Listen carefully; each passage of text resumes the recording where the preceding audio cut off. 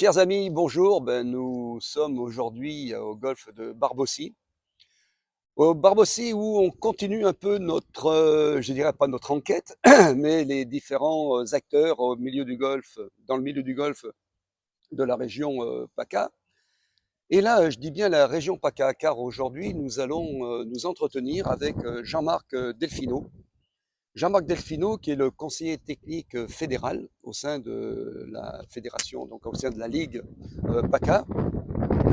Et nous allons lui poser différentes questions sur son rôle, sur ses qualités, sur plein de points qui sont apparemment essentiels pour la découverte des nouveaux talents. Donc une introduction rapide de la mission de ta mission. Mais avant tout, Jean-Marc, merci de t'être libéré aujourd'hui pour ces quelques instants que nous allons partager. Alors, je vais demander d'abord, tu es connu dans le milieu du golf, hein, donc il y a quelques années que tu y es, de préciser donc exactement quelle est la mission donc, que tu mènes actuellement au sein de la Ligue. Alors Patrick, merci de me donner un petit temps de parole pour pouvoir parler un petit peu de ce que je fais depuis un certain nombre d'années, puisque je suis à la Ligue depuis 2006, et puis j'étais aussi au comité départemental, donc tout ce qui concerne les jeunes, la détection et leur évolution m'intéresse beaucoup depuis longtemps. Et là maintenant, ma mission consiste bien évidemment à détecter, à conseiller et à accompagner les jeunes dans leur évolution pour ceux qui veulent faire du haut niveau. D'accord. Donc, je dirais dans ton métier, puisque c'est un métier, puisque tu Oui. es, comme tu disais tout à l'heure, en partie salarié par la Ligue, tu as avant tout un rôle d'animateur, un rôle d'organisateur. Quel est Alors on va dire que c'est un petit peu des deux. On va dire oui, je suis là pour organiser, planifier un petit peu les saisons des jeunes qui sont listés, parce qu'on a un nombre de jeunes qui sont listés par la Fédération française de golf. Là, moi, en ce qui me concerne, je m'occupe essentiellement des U12 et j'ai entre 25 et 27 jeunes qui représentent tout la Ligue PACA Région Sud. Il ne faut pas oublier que maintenant ça s'appelle Région Sud. Moi, j'aimais bien PACA. Et oui, moi aussi, mais le président de la région m'avait informé un jour qu'il fallait mieux dire Provence-Alpes-Côte d'Azur, région sud, donc je ne manque pas de le formuler. Et donc ces jeunes-là, on essaye après les avoir détectés, de les amener du mieux possible en les conseillant en termes de organisation de leur calendrier, en termes d'entraînement. Il faut qu'ils aient un coach, parce qu'au début, c'est pas évident. Il y en a certains qui n'ont pas encore de coach particulier et qui se contentent uniquement de l'école de golf.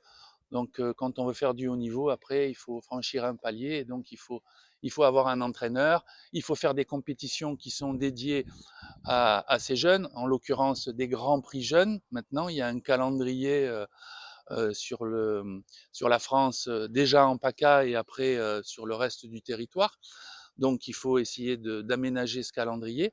Et puis nous, on essaye du mieux possible de les conseiller, de les accompagner, notamment en termes euh, sur les parcours. Moi, je propose par exemple de faire des reconnaissances de parcours avec eux. J'établis des carnets de parcours pour qu'ils aient une stratégie de jeu. Après, je suis en lien aussi avec les coachs respectifs pour savoir comment ils s'entraînent. On a maintenant mis en place une nouvelle application qui s'appelle Coach Now. C'est un peu un WhatsApp amélioré où on peut mettre des vidéos et où on échange directement avec le joueur, le coach, les parents. Donc ça permet voilà, quotidiennement de mettre des informations, des vidéos, des commentaires, ce qui permet de suivre au mieux le joueur dans sa progression. Donc, en somme, tu maintiens, je dirais, le lien. Est-ce que tu as, je dirais, en main une partie de la vie ou de la survie de la discipline du golf? Bah, ce serait prétentieux de dire ça quand Non, mais même. une partie, Oui, j'ai bien dit, ouais, en je partie. vais dire que je mets ma petite contribution. C'est vrai que je suis plutôt en bas de la pyramide dans les détections. Je travaille conjointement avec les entraîneurs des comités départementaux.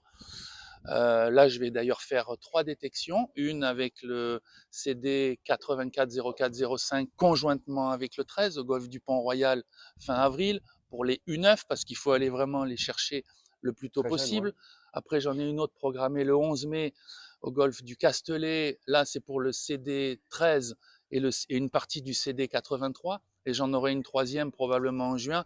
Là aussi, conjointement, CD 83 partie Est et le CD 06, toujours pour les U9, avec les entraîneurs des comités départementaux, justement pour essayer de voir si il n'y a pas encore des nouveaux joueurs qui peuvent être orientés vers la compétition et qui ont un potentiel intéressant. D'accord. Alors est-ce que tu, justement dans tous les départements où tu passes, rappelle-moi combien de départements déjà? Ben, on va dire 6, 6 hein, départements. 05, 04, quatre-vingt-quatre, Est-ce que 13, tu, 83, avec 06. l'expérience que tu as, avec le nombre d'années de pro que tu as, est-ce que tu as remarqué une amélioration tangible de la qualité et de la quantité des jeunes joueurs? C'est-à-dire en nombre d'une part en qualité, mais en nombre de licenciés? Alors, nombre de licenciés, là, je peux pas dire qu'il y ait une augmentation en termes de nombre. Je crois qu'il y a 2500 licenciés de moins de 19 ans en PACA, Mmh. et c'est un chiffre qui est constant par rapport à l'année dernière. Après, en termes de qualité, oui, parce que quand je me replonge, je vais dire à mon époque, dans les années 80, quand je vois maintenant l'évolution, tout ce qui est fait autour des jeunes en termes d'entraînement, en termes de compétition, en termes de matériel, en termes d'investissement, c'est colossal. Donc effectivement, les jeunes joueurs sont de plus en plus forts et de plus en plus tôt. Mmh. D'ailleurs, il y a un exemple, puisque tu as récemment interviewé Ouais. deux papas de deux champions et de futurs champions, hein. Je pense notamment au petit Misha Paul, qui est né en 2014 et qui est voilà un de nos plus grands espoirs en PACA, en tout cas dans ma catégorie, puisqu'il est dans mon groupe encore pour 2 ans. Et c'est vrai qu'on fonde de grands espoirs en lui, mais il y a toute une organisation autour de lui. J'ai envie de dire, il y a un staff, parce qu'il y a son papa et sa maman, bien sûr. Nous, on est là. Il y a son coach, Bastien Mélanie. Il fait un petit peu de prépa mentale aussi. Il fait de la prépa physique.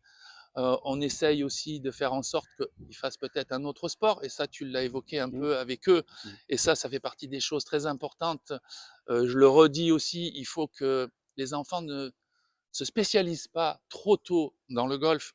Il faut faire d'autres sports en parallèle, que ce soit un sport collectif, un sport d'athlétisme, un sport de combat, qui vont développer d'autres habiletés motrices qui vont être importantes par la suite. Parce que si on fait trop de golf trop tôt, peut-être qu'à un moment donné, il peut y avoir surchauffe et que justement, à Saturation, 14-15 voilà, ans, ouais. saturation et puis on arrête tout. Et là, malheureusement, j'ai des exemples de joueurs qui étaient prometteurs et qui n'ont pas poursuivi, et à 18 ans, ben, ils ne jouent plus au golf, ils sont dans d'autres activités Mmh. et c'est bien dommage. Voilà. D'ailleurs, c'est ce que soulignait, Marc, Langasque, lors de la dernière interview. Il saluait justement la l'avenue de Pascal Grisot qui a mis un nouveau souffle Oui. justement avec, a vers la base. Oui, nous on la sent cette impulsion, hein. D'ailleurs, moi, avant ma mission, j'entraînais un petit peu, on faisait des regroupements à plusieurs, et là maintenant, ma mission consiste même à individualiser mes interventions, c'est-à-dire que les meilleurs de mon groupe, je vais les voir dans leurs écoles de golf avec leurs coachs, et je regarde un petit peu comment ils s'entraînent. Est-ce qu'ils sont capables de s'entraîner correctement en autonomie? Est-ce qu'ils font les bons exercices de performance? Voilà, ça, je le faisais pas avant, et maintenant, c'est moi qui me déplace parce qu'on considère que, voilà, il faut être sûr que les meilleurs, ben, leur développement, et même ceux qui sont un petit peu en dessous, parce qu'on consacre aussi beaucoup de temps, mais qu'ils évoluent dans de bonnes conditions. Donc tu assures la coordination des formations, c'est ça, hein? On peut est-ce que tu peux nous donner quelques exemples? Ben, coordination des formations, moi, si tu veux, je suis plus là en conseiller, c'est-à-dire que en début d'année, on va dire en fin de l'année dernière, j'ai appelé les parents des joueurs qui étaient listés dans le groupe Ligue. C'est la Fédé qui nous envoie une liste, Mmh. et ces critères, sur cette liste, les critères sont la moyenne de score de ces jeunes et leur ranking, leur classement national dans leur catégorie. Donc on nous donne cette liste de joueurs, et après, en fonction de leur niveau, euh, On les accompagne, c'est-à-dire moi j'appelle les parents, je regarde un petit peu quel est le projet sportif, combien de jours ils consacrent au golf l'enfant, quelles compétitions ils vont faire, combien de fois ils s'entraînent par semaine, quel est le coach, s'il n'y en a pas, il en faut un. Voilà. Et puis on commence à leur suggérer de faire peut-être quelques séances de prépa mentale. Alors le mot peut paraître fort pour des enfants de 10 ans, mais déjà leur donner quelques outils pour qu'ils aient quelques moyens de solutionner des problèmes quand ils ont un petit peu ils sont victimes du stress, gérer leurs émotions, être conscient de l'importance d'une routine avant de taper une balle de golf. Certains jouent un peu à l'instinct, mais après, quand on veut faire du haut niveau, ça ne suffit pas. Ouais. Voilà, il faut tout Faut être un, organisé. voilà, il faut Ouais. être organisé, ça c'est important. Donc tu as répondu un peu, mais bon, comment se passe la coopération avec les clubs et les pros? Ça se passe Alors bien? avec les pros, voilà, il y a cet échange maintenant, comme Avec je les te pros, disais pourquoi tout. avec les clubs il y a des problèmes? Non, mais les clubs, quand j'interviens, bien sûr, on prévient qu'on Oui, va bien sûr. venir sur un club. Mais en général, je fais ça, je suis Ouais. assez discret. Quand je suis avec un joueur, j'ai pas besoin de beaucoup de choses. Donc, le directeur est averti de ma venue. Mmh. Le pro, bien évidemment, et il est présent. Et quand il ne l'est pas, ben, je l'ai prévenu que je vais venir observer le joueur, voir comment il s'entraîne. Je l'ai fait récemment là avec plusieurs, Micha, avec Paul Joly qui est Ouais, un de si tu nos as 2-3 meilleurs noms aussi. de Oui, jeunes ben, dans Paul Joly qui est du golf de la Salette, qui ouais. est maintenant 3 d'index, qui est né en 2013. Joli parcours, la Salette. Merci, ouais. Oui, oui, oui. Voilà, j'ai aussi Justine Lanlewinski, alors elle aussi euh, très prometteuse, née en 2014, déjà 2 d'index. Elle est où? Elle a un projet, ben, elle est maintenant rattachée au golf de la Salette aussi, mais elle était dans le Var, avant elle était même dans le 06. Et elle est vraiment orientée vers la compétition. Le projet est très très défini pour faire du très haut niveau. Après, nous avons aussi Liliane Binet. Liliane Binet, c'est un peu particulier parce elle vit à Singapour. Donc, elle va revenir là un petit peu au mois d'avril. Elle sera là au championnat de France des jeunes. Et je l'aurai aussi pour une épreuve qui me tient à cœur, dont je t'ai pas parlé, qui est l'Interligue. L'Interligue, c'est le championnat de France par équipe moins de 13 ans, où là, j'ai une sélection de 9 joueurs. Je prends 5 garçons et 4 filles. Et Et ça se fait au là, on joue national? interrégion. Ce sera au national sur le Mmh. parcours de l'Aigle pendant les vacances de la Mmh. Toussaint.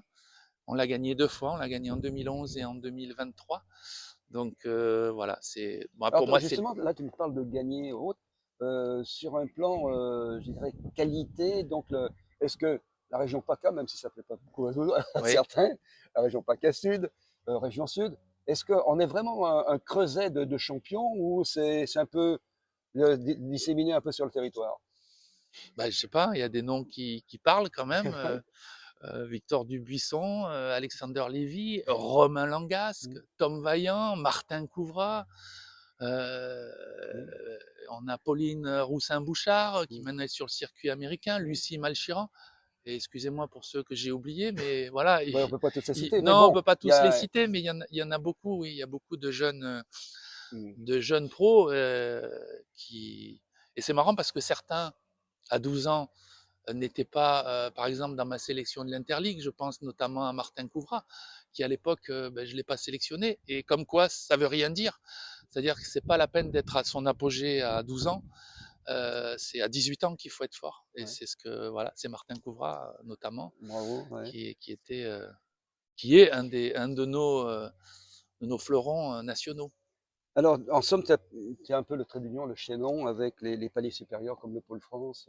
Voilà. Alors, on a créé, il y a maintenant 2 ans, un organisme qui s'appelle, enfin un organisme, le Centre régional d'entraînement avec les CREPS Mmh. de Aix et de Boulouris, c'est-à-dire qu'il y a 2 entraîneurs, Stéphane Catherine à Aix et Raphaël Pellicioli à Boulouris, chacun Ouais. dans leur club respectif, qui Et puis en ont Valescure, il y a Valescure, Valescure. voilà, c'est Valescure, hein, ils travaillent Ouais. sur Valescure, et ils ont chacun 6 joueurs qu'ils peuvent entraîner 2 après-midi par semaine. Ces jeunes donc sont rattachés au CREPS, donc ils ont une scolarité avec des horaires aménagés. Ils bénéficient des installations du CREPS, notamment pour la préparation physique, et des entraînements de pros de grande qualité comme Stéphane Catherine et Raphaël Pellicioli, qui Mmh. sont mes confrères avec lesquels je communique énormément. Et donc ça permet à ces joueurs, finalement, le mardi après-midi, le jeudi après-midi, le mercredi pour ceux qui sont en école de golf, mais sinon ils ont un entraînement, et ensuite le samedi et le dimanche, finalement il reste que 2 jours par semaine où ils consacrent davantage de temps à la scolarité. Et encore, même, je dirais, le vendredi, souvent, ils sont en tournoi. C'est le jour de reconnaissance quand ils ont des grands prix jeunes qui ne sont pas pendant les vacances Voilà, scolaires. c'est ce qu'expliquait très bien donc Michael Paul Oui, avec et Michel. voilà. Donc Souvent, c'est 2 jours, une ça part semaine, même le voilà. jeudi quand c'est loin, Ouais, donc donc c'est après il faut vraiment, rattraper les cours. il faut rattraper les cours. Mmh. Oui, c'est pour ça qu'il faut qu'ils aient Mmh. déjà une bonne scolarité, parce que pour ceux qui Mmh. sont un peu justes au niveau scolaire, ça va pas les aider avec beaucoup d'absence. Bah, jusqu'à présent, on a parlé de choses, je dirais, qui étaient positives. On reste toujours dans le positif, hein. Oui. Mais, je voudrais te poser une question, parce que je voudrais savoir si je reviens vers Marc Langasque et vers Michael Paul, est-ce que ce sont deux extraterrestres de parents ou est-ce que c'est la norme ou est-ce que tu as, je dirais, des parents qui voient déjà en leur progéniture des Tiger Woods, des Lévy, des Langasque, etc. Voilà, déjà, tu prends 2 exemples de parents qui sont joueurs et joueurs d'un très haut niveau. Donc peut-être que eux, ils ont fait des erreurs quand ils étaient plus jeunes et ils ont l'intelligence de ne pas les commettre avec leurs propres enfants. Maintenant, c'est vrai que oui, on a des parents qui connaissent peut-être un peu moins le milieu du golf et qui peut-être sont un peu impatients, ou qui peut-être ont joué au golf auparavant et qui n'ont pas réussi et qui aimeraient peut-être Transfert, le côté faire un transfert, ouais. transfert. Voilà. Voilà, non, mais là, je citerai pas de nom. Mais, Si, j'insiste. non, non, non. Non, non, mais en général, ça se passe bien. On essaye justement de communiquer régulièrement et si on voit que effectivement, il peut y avoir quelques malentendus ou qui prennent une mauvaise direction, après, nous, on n'est pas les payeurs, on est les conseilleurs, mais on n'est pas les payeurs. Donc, on essaye de leur donner notre avis. Mais après, la Ligue n'est pas non plus un passage obligé. Il y a des parents qui peuvent dire, mais nous, la Ligue, on n'en a pas besoin, on va y arriver autrement parce qu'on voudrait que les choses se passent de telle et telle manière. Donc après, on peut pas, voilà. Si ça a été le cas, et on en a parlé, je dirais presque en aparté, et il a même dit ouvertement sur la vidéo, Marc, il y a vraiment eu un avant et un après Pascal Grisot. Oui. Donc il y a vraiment maintenant la Ligue, je dirais les gens comme toi, ou tous les acteurs sont vraiment impliqués et Avec avec les les outils. outils, oui, c'est vrai. C'est vrai. Alors, il y a des golfs qui sont aussi bien équipés pour permettre de s'entraîner et d'avoir des data, comme on dit maintenant, parce que c'est vrai que de mon temps, il n'y avait même pas la vidéo, hein, donc c'était l'œil du pro, l'œil du coach. Et moi, j'ai eu la chance d'en avoir un très bon, et ça me permet de parler justement Lequel? de Roger Damiano, pour ne pas le citer, Je que m'en tu sais doutais. très bien. Mais Ouais. voilà, ça fait partie On aussi. salue Roger, hein, Oui, toujours en activité. ça fait partie des choses aussi qu'on propose. L'avis d'un expert, c'est-à-dire que les jeunes que l'on a listés, pour les meilleurs en particulier, on leur offre la possibilité d'aller consulter un expert. C'est quoi un expert? C'est un pro reconnu qui a une certaine expérience, qui fait du haut niveau depuis très longtemps. Donc je pense à Roger, je pense à Benoît Ducolombier, Bien sûr, je bien pense sûr. à Alain Alberti. Il Mm. y a même Olivier Léglise, on a une joueuse justement de notre groupe, Mm. Justine Lanlewinski, qui consulte Olivier Léglise, qui va le voir Ouais. dans le Pays Ouais, Basque. c'est ça, ouais. Voilà, donc voilà, on a ces coachs qu'on propose, et après le joueur choisit. On favorise pas plus l'un que l'autre. Et c'est vrai qu'à chaque fois, ces séances, en accord aussi avec le coach du joueur, parce que le coach du joueur, il a son mot à dire. Et souvent, il est présent même sur la séance, donc il faut qu'il y ait un échange quand même. Hein, parce D'accord. qu'on n'est pas des donneurs de leçons. Nous, on est là pour dire, voilà, peut-être on va consulter ce pro reconnu, ce druide, comme Benoît Ouais. Ducolombier, par exemple, qui va donner son avis. Puis après, le coach et le joueur, ils en font ce qu'ils veulent. Mm. Mais au moins, on aura permis Mais il d'avoir. y a quand même le lien. Il Il y y a a le le lien. lien, Voilà, il toujours y a il y a le le lien. lien. Mm. Moi, il y a toujours le lien avec le coach des comités départementaux, parce que quand il y a des détections, c'est le coach du comité départemental. Le gamin, il passe d'abord par la détection dans son comité. Et après, quand il commence à faire des résultats et qu'il commence à rentrer dans les créneaux, dans les critères, il passe en ligue.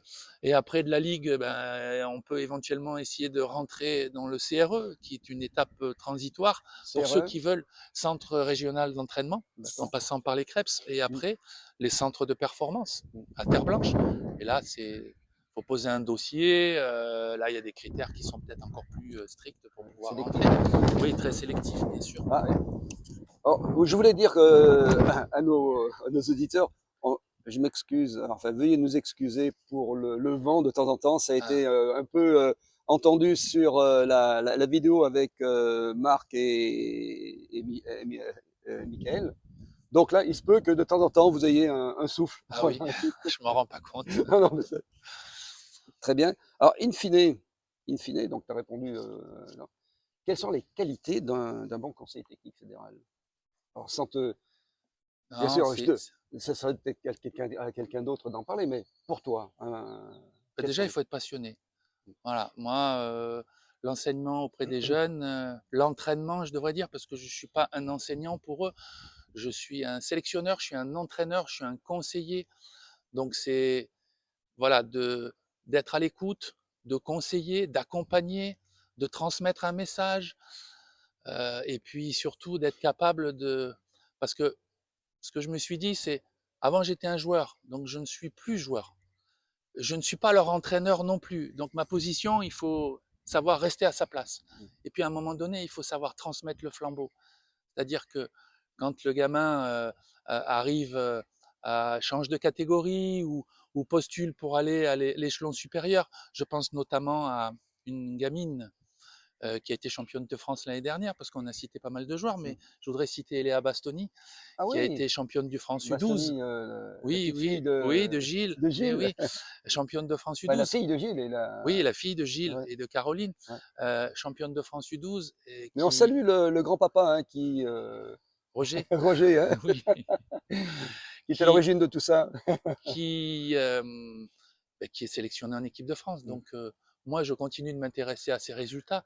Mais maintenant, voilà, elle est passée à l'échelon supérieur et je suis ravi de voir que elle franchit les étapes, elle monte les marches 4 par 4 et j'espère que voilà, elle arrivera le plus haut possible et qu'il y en aura d'autres derrière qui suivront parce qu'il faut constamment renouveler l'effectif, hein, un peu Ouais. comme un sélectionneur de football. Il suffit pas d'avoir des bons joueurs, mais il faut que derrière il y ait la relève qui suive parce que sinon on peut avoir un creux de génération et ça, Et c'était un peu malheureusement. ma question tout à l'heure, la vie ou la survie justement Voilà, de la discipline. voilà. Donc Donc, constamment se remettre en question, se voilà. remettre en question et aller chercher de nouveaux joueurs prometteurs.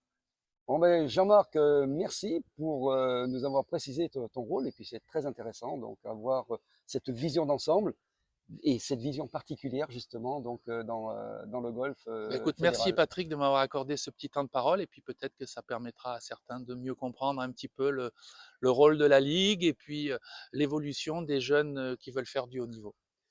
Alors donc on remercie bien sûr la direction du golf Barbossi de nous avoir accueillis dans ce magnifique endroit. Donc comme vous pouvez le voir, donc nous sommes en plein printemps, tout est magnifique, vert. D'ailleurs, on va aller avec tout à l'heure avec Jean-Marc sur le parcours, faire quelques images et vous donner envie de venir faire un tour à Barbossi. Merci Merci, et à très bientôt. au revoir.